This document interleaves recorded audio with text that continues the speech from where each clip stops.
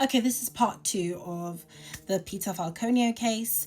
Let's get into the theories, because even though Bradley Murdoch was convicted of Peter Falconio's murder, people still have questions, which is literally always the case, because true crimes are never straightforward. Anyways, let's get into it, because there's a lot of theories. So theory 1, some people don't believe Murdoch acted alone that night. Why, you say? Because Joanne Lee said she was abducted, tied up, and then taken to the back of his vehicle. But during that time, someone had to have moved Peter's body and completely cleared this crime scene, if, her statement is correct.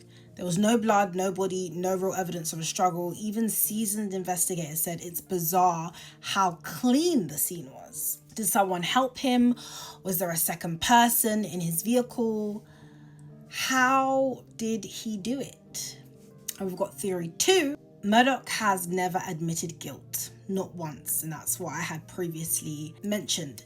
Even when he thought he was dying from cancer in 2023, he refused to give up the location of Peter's body. If he was guilty, why stay silent now? Is it pride, fear, or does he genuinely have nothing to reveal? Or maybe this second person involved has information. Theory 3, this one's very controversial, but it's a theory people still talk about.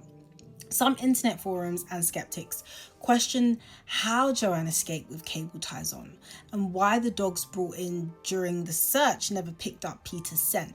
Others argue that her timeline didn't fully match up with key forensic findings, and that might be why, that might go to theory 1 as to how Peter's body was moved and the crime scene was clean. Maybe her statement wasn't completely accurate. Of course, none of that held up in court, and Murdoch's DNA was solid evidence. But for conspiracy theorists, the doubts haven't gone away.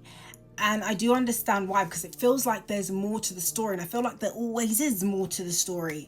And it's like that's what really gets me about true crime. Like any type of litigation, as someone that is in the legal field, in court, evidence is produced to tell a story, and sometimes it doesn't tell the full story, and most of the time it doesn't, because even if we know the skeleton of the truth, the basic truth, the foundation, the little details are not always going to be fully revealed through the evidence and the story told. Now we have a fourth theory. This one's really out there, but yes, there's a theory that Peter staged his own disappearance. As we always hear, when people go missing, this is always the thing.